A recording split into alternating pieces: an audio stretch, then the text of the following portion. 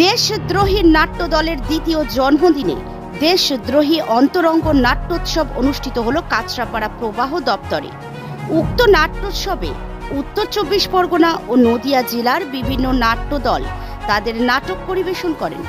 উক্ত নাট্যোৎসবে তাদের নাটক পরিবেশন করলেন Chakdah Ganamukh, different theatre, offbeat theatre zone, Naihati Rangasena, Alor Porosh এবং দেশদ্রোহী।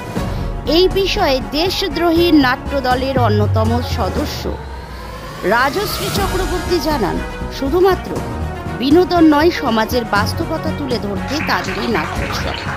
Bureau report, news ২৪ Bangla. Kanchrapara প্রবাহে নাট্য উৎসব চলছে, মূলত কি কি বিষয়ের উপর রেখে এই যে নাট্য উৎসব চলছে যদি একটু বিস্তারিত বলেন।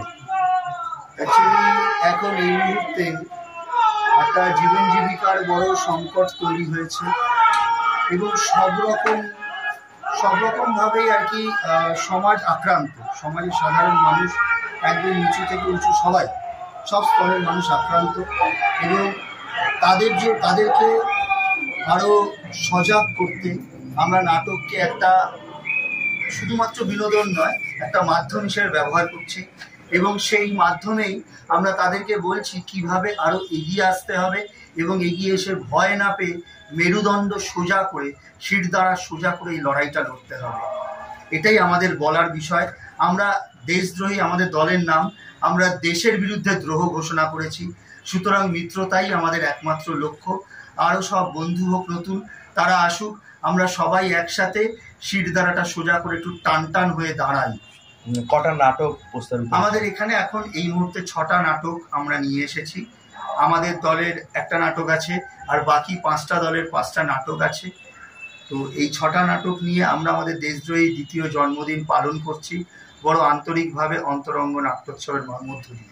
কোথা থেকে দলগুলো এসেছে? আমাদের দলগুলো আমরা জেনারেলি কাঁচরাপাড়ার দল যেমন আছে, আমাদের নৈহাটি থেকে নৈহাটি রঙ্গসেনা এসছে, চাকদাহ থেকে চাকদাহ গণমুখ এসছে, তারপরে আপনার সোদপুরের দিক থেকে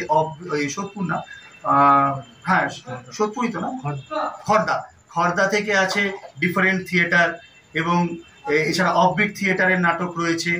হ্যাঁ, আমরা বিভিন্ন জায়গা থেকে মানুষ এসে এক জায়গায় হয়ে আজকে আমরা এই দিনটি উদযাপিত করছি। বর্তমান সময় প্রেক্ষাপটে যে রাজ্য এবং দেশে যে একটা ধর্মীয় বাতাবরণ তৈরি হচ্ছে, সেই জায়গায় দাঁড়িয়ে যাদের কথা বলার দরকার তারা কিন্তু, আমরা জানি নাটক সবসময় বাস্তব চরিত্রকে তুলে ধরে, সেই জায়গায় দাঁড়িয়ে কিরকম অসুবিধার মধ্যে পড়তে হচ্ছে আপনাদের এই নাটকগুলো প্রস্তাবিত করতে গেলে? হ্যাঁ, নাটক করতে গেলে চিরকালই সমস্যার মধ্যে পড়তে হয়, সেটাকে মাথায় রেখে চললে হবে না।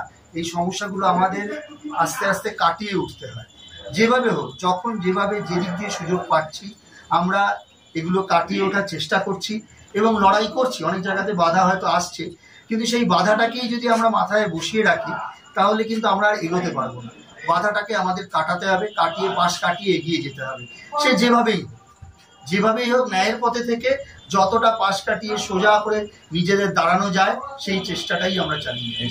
এই সহযোগিতাটাকে কিভাবে দেখব? প্রবাহ আমাদেরকে অনেক রকমভাবে সহযোগিতা করেছে, এটা তো বলে বোঝানোর নয়। তারা আমাদেরকে এই জায়গাটা আজকে করতে দিয়েছে, হ্যাঁ, কোনো অর্থের মূল্যের বিনিময়ে নয়, একেবারে সম্পূর্ণ বিনামূল্যে তারা এগিয়ে এসছে, আমাদেরকে সাহায্য করেছে। আমরা তাই আজকে এই জায়গায় এত সুন্দরভাবে করতে পারছি। আপনার নাম আর পরিচয়? আমার নাম রাজশ্রী চক্রবর্তী, আমি দেশদ্রোহী নাটকের দলের পরিচালক।